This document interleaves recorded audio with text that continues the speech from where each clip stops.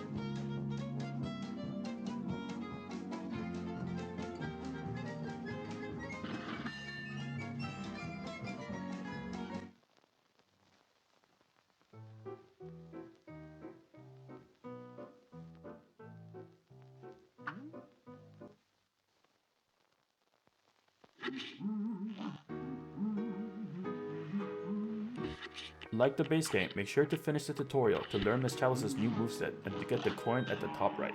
Additionally, make sure to talk to the first NPC to get 3 coins.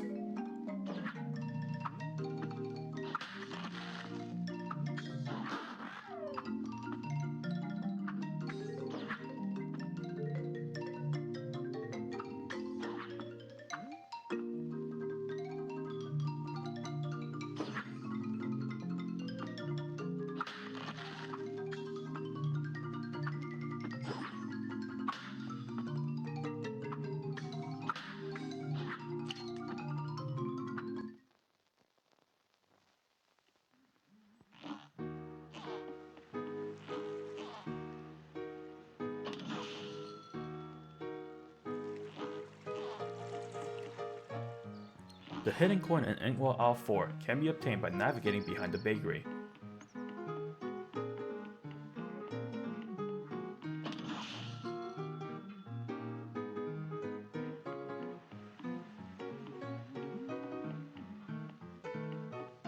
There is also a secret path here that you can take to go to the other side of the map. Taking the ladder will take you to the King's Game arena, where you can earn coins doing a variety of pairing minigames instead of the base game run and gun levels.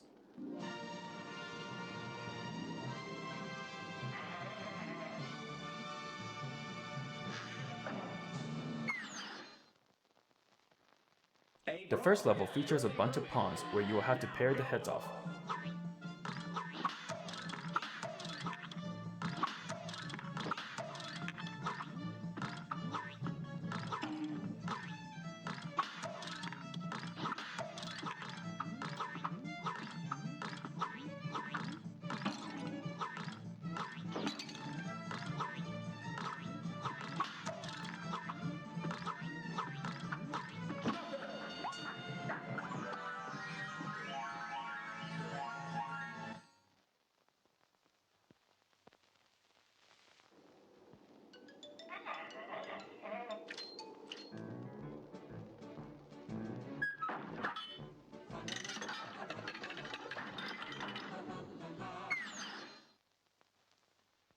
The second level features a knight where you will have to time your parries. When his eyes are revealed, he will do an overarch swing. When he pauses, he will do an uppercut with the sword. Lastly, when he has his sword by the side, he will do a dash to the other side.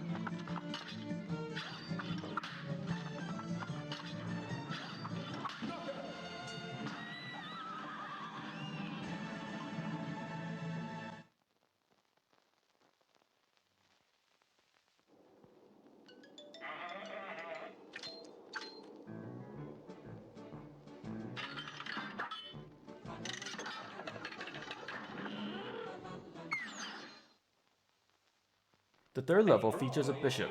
You have to turn off the lights to make his head parryable while avoiding the bells he leaves behind.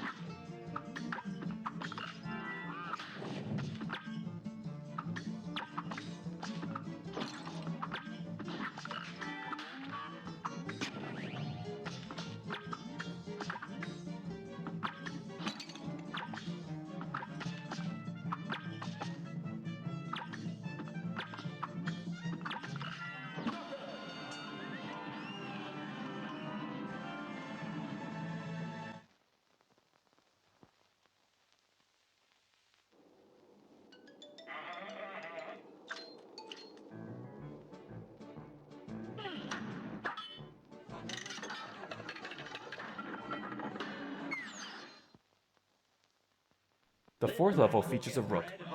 His axe spits out parryable heads. The more damage you do to the Rook, the more sparks will fly out from the grinder.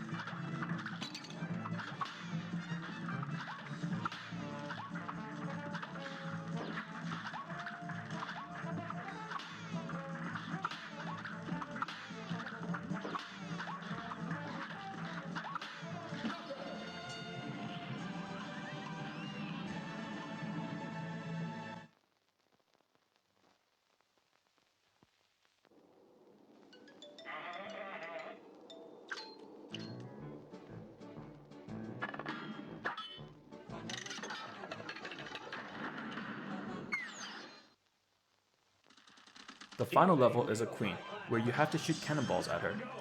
She has 2 attacks. She summons parryable stack of lions, and she can shoot out small jewel-like projectile attacks. The level itself is not difficult, but aiming the cannons can be somewhat challenging or annoying.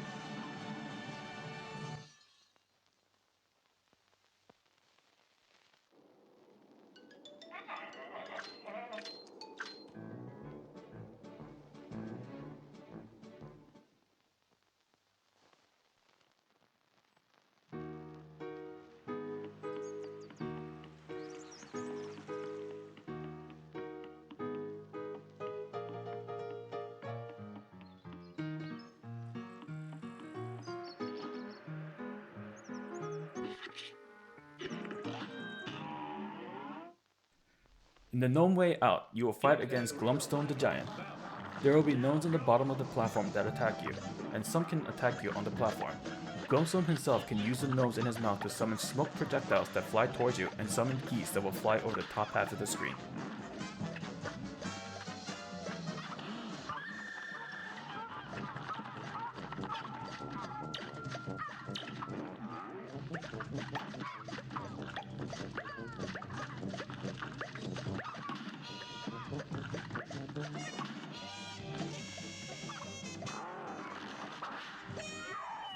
In phase 2, he brings out his king dice and the devil puppet, and you will have to dodge the ball as they are playing fetch. At the same time, gnomes will pop up from the ground.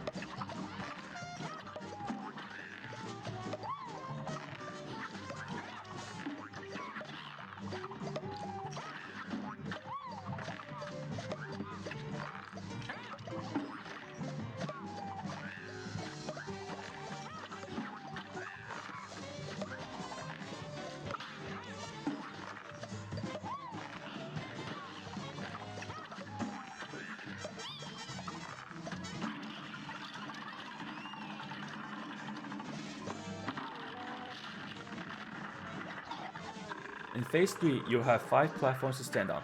Miss Chalice's parry dash allows you to move to one platform to the other without jumping. The insides will shoot bones to the platform, which causes them to be inactive, but you can use the platform again by parrying what comes out of them. At the same time, gnomes on the side will shoot darts at you. You do not have to time the parries, as you can do the parry from the platform next to the inactive one.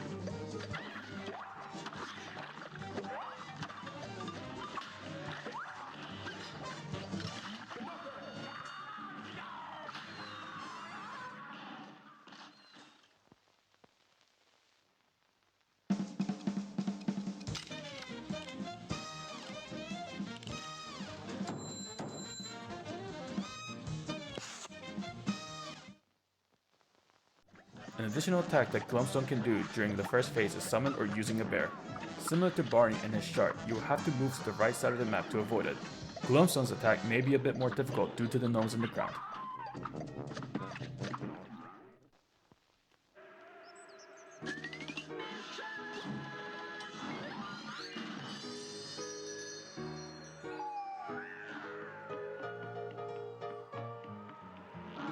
In the snow-called scruffle, you will fight Montemare Freeze.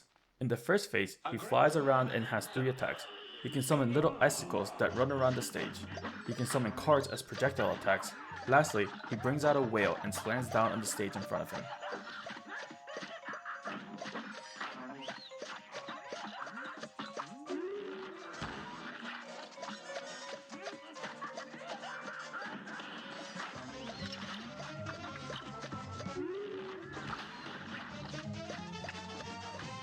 In phase 2, he transforms into a snow monster. He can shoot out ice cubes that breaks into smaller cubes and release flying ice cream. He can transform into a ball and move the other side of the map by either rolling or jumping in an arc. Finally, he can do a Hulk slam that can cause spices to pop out.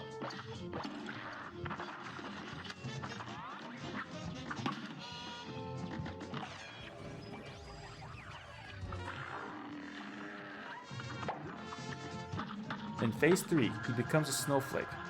He can pop his eyeballs out and will shoot lasers vertically. He can shoot out buckets that split off into small moons, with one of the buckets being parryable. Lastly, he can summon an astral projection of himself and create ice cone projectiles near the middle of the map.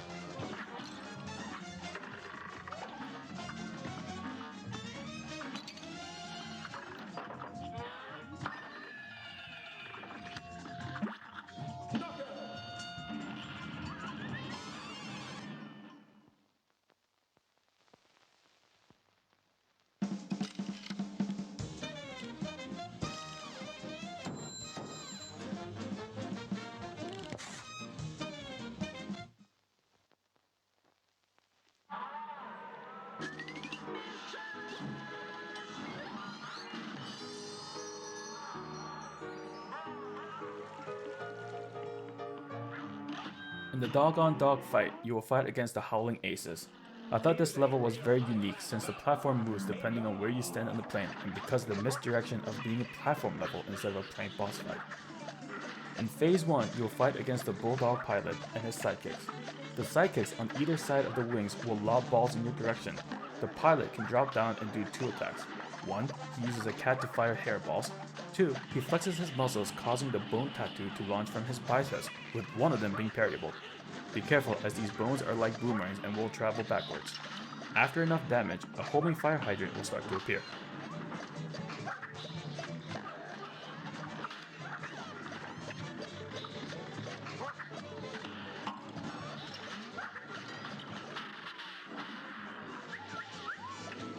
In In Phase 2, the little puppies that were in the plane wings surround you and try to shoot you down by shooting the letters D, O, W.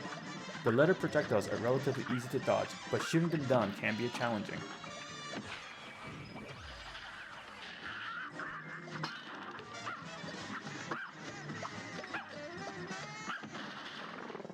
In Phase 3, the sergeant herself enters the fight. She can shoot laser beams at you. The pink ones you can parry, but the timing is somewhat difficult for me, so I tend not to go for these. She can also tilt the screen orientation. When the screen is tilted, I find it best to tilt my head in the same direction so I'm not easily confused by the orientation. She can also send out dog balls. The yellow ones stay above, while the red ones sweep the ground.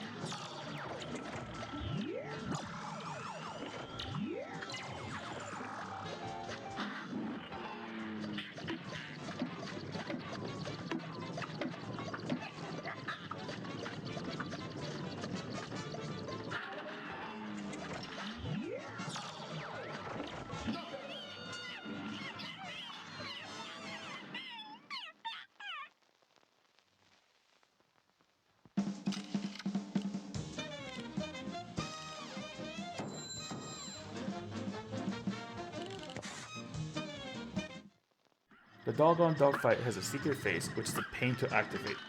When you're in the second phase, shoot the 4 puppies until their jetpack smoke turns from white to gray, but make sure not to kill them. Once all 4 of them have gray smoke, this will initiate the secret third phase. In this secret phase, you will fight the 4 puppies and the sergeant at the same time. While the screen doesn't rotate, there are just a lot more things thrown in your direction.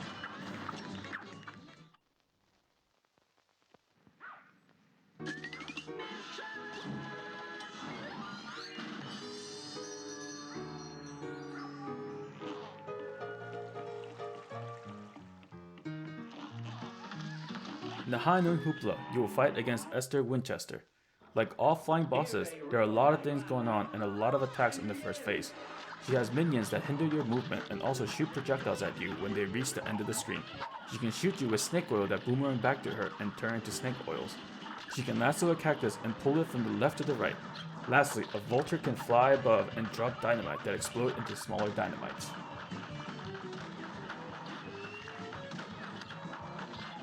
In Phase 2, she has a giant vacuum that is used to collect money from the area and spit out safes that explode into money projectiles.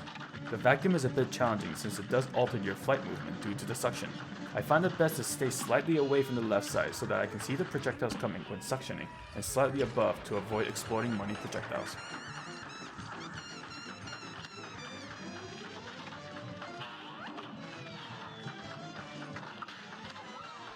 In Phase 3, baked beans will obscure where you can fly.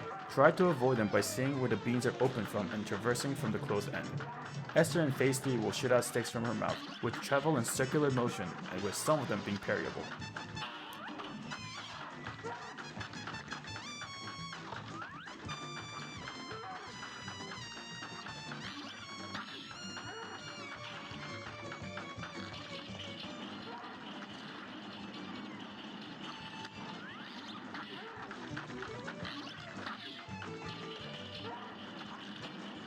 In Phase 4, she sends out continuous links of sausage and peppers as projectiles.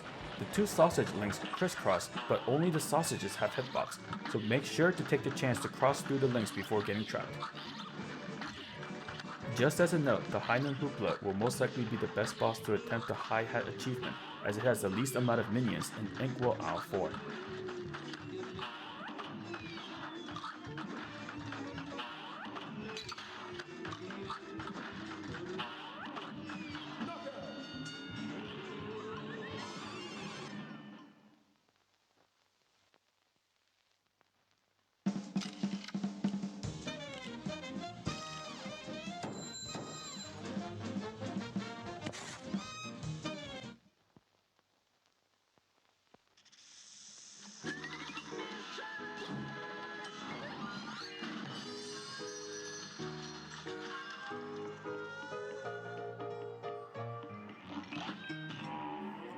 In the Bootlegger Boogie, you will fight against the Moonshine Mob.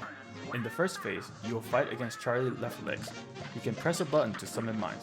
These aren't too bad as you can trigger them and get to safety without any issues. At the same time, police officers will shoot bug spray at Charlie, but can also damage you, so watch out. Charlie can also make a phone call and summon some of his mob members. Lastly, he can kick a caterpillar that turns you into a ball, bouncing on the screen.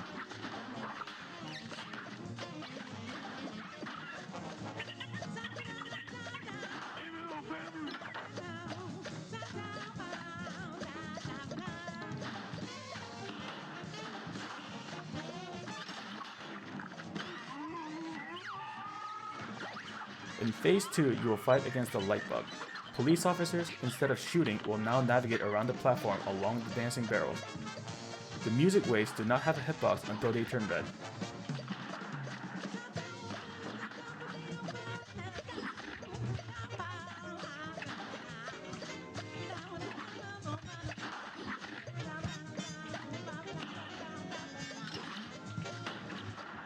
Be careful and don't do what I did. Each boss continues to have a hitbox before the next phase starts. In Phase 3, you will fight against the Anteater and the Announcer. The platform is now broken, so the middle and the top platforms only exist on the sides. The Anteater will stick out its tongue in one direction out of the 3 platforms. He can either fake or extend his tongue all the way. When he extends his tongue all the way, he will lick up the ground of ants and spit them out as projectiles. The tongue is the only available hitbox and can also be parried. I never tried parrying the tongue as the timing can be tricky.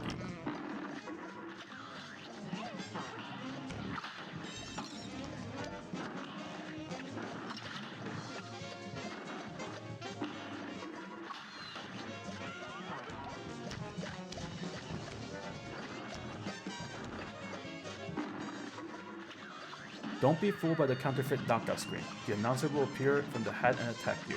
When the announcer appears, the fight is as good as over. This may be a good fight to get the porcelain power and the golden touch achievement, since the super art at this point will ensure a kill.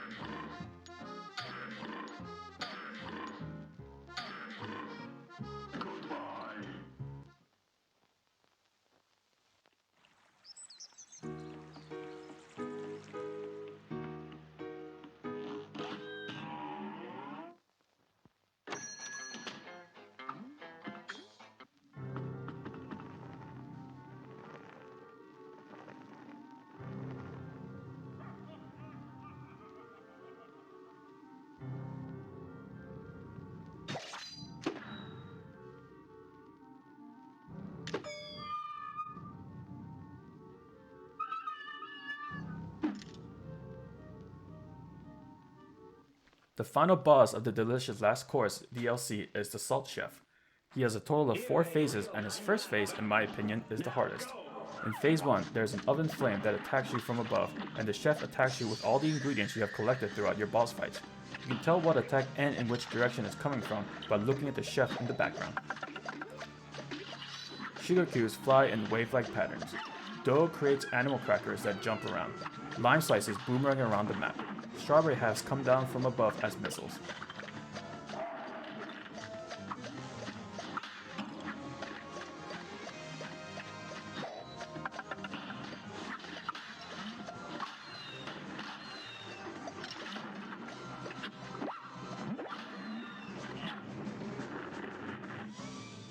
In Phase 2, the oven fire is now on the ground jumping around, and the chef summons 4 pepper shakers on the edges of the map. These pepper shakers sneezes projectiles at you, and once you damage them enough, they will fly and damage the chef. The chef also throws seasoning, basil I think, that can hinder your movement.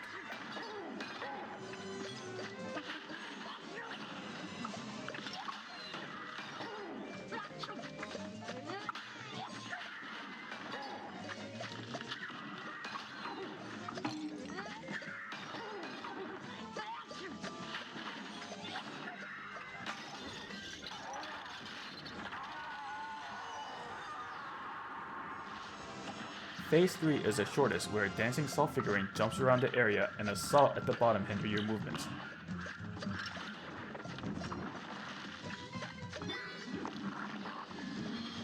In Phase 4, pillars of salt divide the map and the platforms begin to move upward. The chef's heart is exposed and all you have to do is shoot to kill. If you have difficulty with some of the platform, the heart can be parried for extra height gain.